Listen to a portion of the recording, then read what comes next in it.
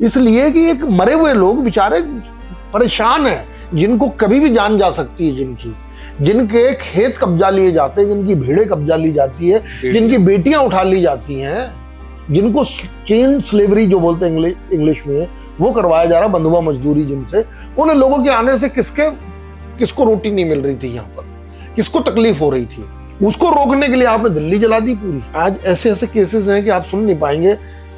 एक प्रेग्नेंट है माँ और उसका जो है बच्चा पैदा हुआ है और उसको जाने का टाइम आ गया इंडिया। वो आ गई है यहाँ पर, 7 दिन का बच्चा पाकिस्तान में, पति किसी का यहाँ है, पत्नी पाकिस्तान में, वेट कर रहे हैं बस। ये जो दिल्ली में दंगे हुए, तो एक फिल्म मेकर के नजरिए से तो आप फिल्म में देखने को उनको मिलेगा ही, एज ए ह्यूमन जब आपने उन चीजों को समझा, देखा, तो उसमें क्या समझ में आता आपको, क्या हुआ उस दिन दिल्ली में? यार बहुत ही दुर्भाग्यपूर्ण है ये, जो इतने सारे लोगों को एक ऐसी बात पर हिंसा भड़का देना जिसका कोई वजूद ही नहीं है। पहली चीज, मैं आज भी एक कार्यक्रम में बोल रहा था कि भाई ये दिल्ली दंगे जो हुए हैं ये तो सबको दिख रहे हैं, लेकिन क्यों हुए, इसके पीछे का कारण हमें 1947 तक पीछे जाना होगा। मैं अभी पिछला 2 हफ्ते पहले मैं दिल्ली था, तो वहां सिग्नेचर ब्रिज करके एक जगह है, तो उसके एक तरफ एक कैंप है, बहुत ही टाट और ऐसे कपड़ों से ढका हुआ, बहुत ही मतलब कोई सुविधा नहीं है वहां पर, और वहां बहुत सारे पाकिस्तानी हिंदू जो माइग्रेट होकर वहां पे आके रह रहे हैं। जब मैं वहां गया और उनसे जब बात की तो कलेजा फटने को हो गया। एक व्यक्ति से मैंने बात की कि भाई देखो, अब आप लोग अभी माइग्रेट हो रहे हो, तो जब हालात खराब थे 1947 में, आप क्यों नहीं आ गए तभी यहाँ पर, जब सब लोग आ रहे थे तब आ जाना चाहिए था आपको भी। उसने बोला कि भाई बाड़मेर डिस्ट्रिक्ट में पड़ती थी तब, तो हमारे रिश्तेदार एक गांव 5-10 किलोमीटर पे गांव है, वहां रहते थे, और 5-10 किलोमीटर पे इधर हम रहते थे। क्योंकि रिमोट एरिया था, तो हमें 1.5 साल बाद पता चला, जब तो संचार का माध्यम भी नहीं था कि कोई और देश बन गया है। 1.5 साल के बाद? 1.5 साल बाद लोग अपने खेती कर रहे हैं जंगलों की तरफ, थोड़ा सा रिमोट एरिया में, तो कुछ लोग बैठते हैं, बैठकर डिसाइड करते हैं करोड़ों लोगों का भविष्य और उनकी आने वाली पीढ़ियों का, जनरेशन का भी भविष्य। लेकिन उस व्यक्ति से कोई नहीं पूछ रहा है कि भाई तुझे क्या चाहिए। उस व्यक्ति ने बोला कि हमारे दादाजी ने ये बोला कि भाई मुझे तो पता ही नहीं चला बेटा। हमारे दादाजी जो थे, क्योंकि तब तो मोबाइल नहीं हुआ करते थे, कोई सोशल मीडिया नहीं हुआ करता था, कोई टीवी नहीं हुआ करता था, अखबार जाते नहीं होंगे उन जगहों पर। तो कितना पीड़ादायक है कि आपके देश का नाम चेंज हो गया है, आपको पता नहीं चला, सीमाएं बदल गई। आज मर मर के खप खप के हिंदू जो है वहां पर, कहाँ तो 20% था और कहाँ 1% भी नहीं बचा, 1% से भी कम बच गया।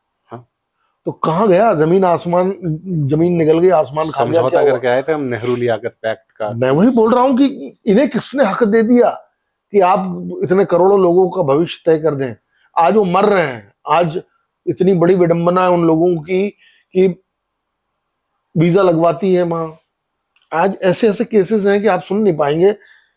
एक प्रेग्नेंट है माँ और उसका जो है बच्चा पैदा हुआ है और उसको जाने का टाइम आ गया इंडिया। वो आ गई है यहाँ पर, 7 दिन का बच्चा पाकिस्तान में, पति किसी का यहाँ है, पत्नी पाकिस्तान में, वेट कर रहे हैं बस। एक माँ है, एक बेटे के साथ आ गई, 3 बेटे अभी भी वहां है। और पाकिस्तान के हिंदुओं को ये अधिकार ना मिल पाए कि वो भारत आए, हाँ, बस इसी के विरोध में ये आग लगाई।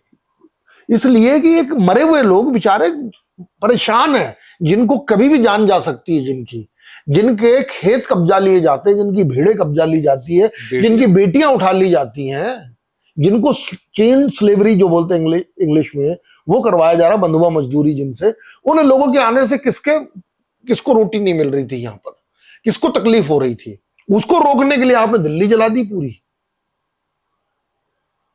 सब बोल रहे हैं खुलकर, आकर सामने लोग रख रहे हैं बात कि भाई ये किसी को निकालने का नहीं, लाने का कानून है।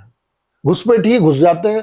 आधार कार्ड बना लेते हैं, वोटर आईडी कार्ड बना लेते हैं, वोट डालते हैं, आप इस देश की सॉवरेनिटी पर वो एक प्रश्न चिन्ह लगाते हैं, तब कुछ नहीं होता। लेकिन ये इकोसिस्टम जो है, जिनको बड़ी तकलीफ हो गई, पेट में दर्द हो गया और इन्होंने दिल्ली जलाई, 50 से ज्यादा लोगों की जाने गई है उसमें। तो ये दोनों चीजों का जो एक दर्द है इस फिल्म में देखने को मिलेगा आपको। तो ये चीजों ने मुझे जो है बड़ा ही विचलित किया था, और उसके पास उसके इर्द गिर्द ये कहानी गढ़ी गई है। लेकिन फिर भी ये फिल्म की कहानी किस किरदार के आसपास घूमती है, कैसी है फिल्म की कहानी, क्या होता है?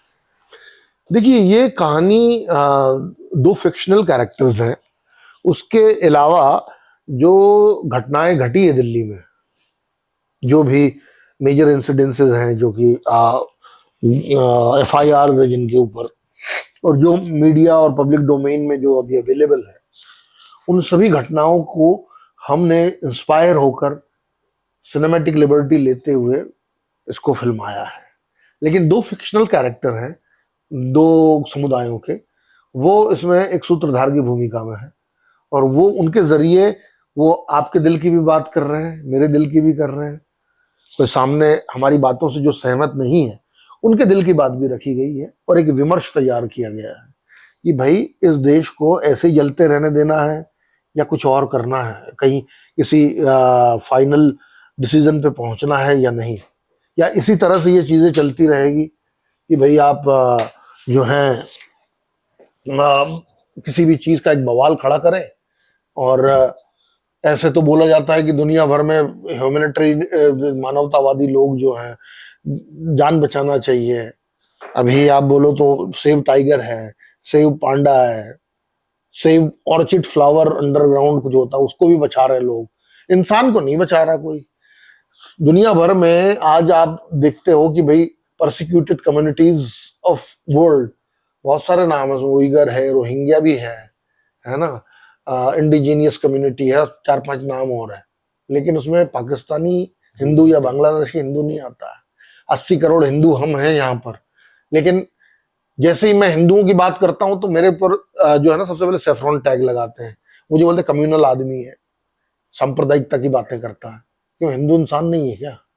हिंदू को मारोगे तो दर्द नहीं होता है क्या? मैं अनअपोलोजेटिकली बोलता हूं कि मैं जो हिंदू परसिक्यूटेड हैं, जिन पे अत्याचार हो रहा है इन देशों में, मैं उनकी लिए इस फिल्म में जो आवाज उठा सकता था मैंने उठाई है, और मुझे इस चीज के लिए कोई भी पॉलिटिकली करेक्ट होने की जरूरत नहीं है। लगातार जुड़े रहने के लिए आयुध को सब्सक्राइब जरूर करें।